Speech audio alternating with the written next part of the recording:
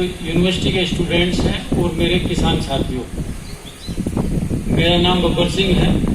मैं by birth UP के district Baghpat से बिलोंग करता हूं और बाई एजुकेशन में इलेक्ट्रिकल इंजीनियर हूं। तो आपको जीवन की कुछ वो चीज़ें ज़रूर बताना चाहूँगा शायद जो आपने अभी तक परिचित नहीं होंगे।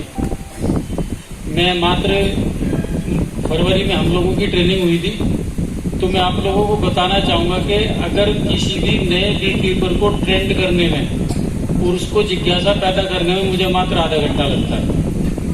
और इसकी इकोनॉमिक्स जो है, जो सभी लोग बहुत दिनों से काम कर रहे हैं, शायद उनकी समझ से भी परे है। मैं एक मोटा सा थंबरूल देता हूँ।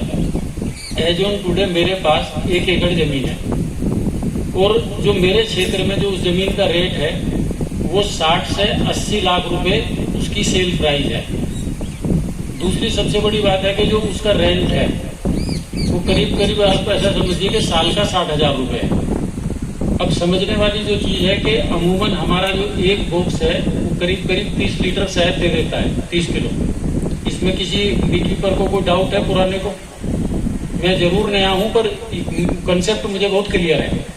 अब जब वो मुझे 30 किलो शहद दे रहा है और मेरे शहद की जो एवरेज कॉस्ट है वो 500 रुपये किलो है, 500 रुपये किलो में कोई भी बेच लेगा, हम भी बेच लेंगे। और जो सर यूनिवर्सिटी के रेट बता रहे हैं, मैं ज़्यादा बड़ी बात नहीं कहता। यूनिवर्सिटी जितना शहद बनाती है ना, इन वन शॉट हम खरीद सकते हैं। यहाँ से जो भी रेट है 400 तक खरीद के हम भी बेच देंगे। पर ऐसा नहीं है, देखो उस पर सभी का हक है क्योंकि वो कम्युनिटी का है। तो अब सवाल उठता है कि जो मेरा एक बॉक्स है वो मुझे 15,000 रुपये साल भर में उसका मुझे शहद दे रहा है। अब आइए, मेरे बॉक्स की खरीद कीमत क्या है? सब्सिडी मिलके वो 1,000 रुपये है।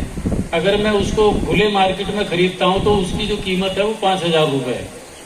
अब जिसकी बेसिक कैपिटल कॉस्ट 5,000 रुपये है वो मुझे 15,000 रुपये दे रहा है साल भर में। मेहनत करनी पड़ेगी, मक्खी का डंक सहना पड़ेगा, माइग्रेट करना पड़ेगा। जब हम इधर हैं, जैसे सर ने बताया, मैं सर से 1 महीने पहले मिलने आए थे, तो हमें पता है एक रिसर्च सेंटर है और देश का पहला रिसर्च सेंटर है।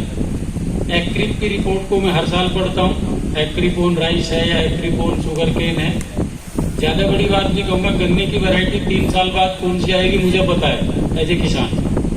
चावल की कौन सी वैरायटी रिलीज हो सकती है, I know it very well.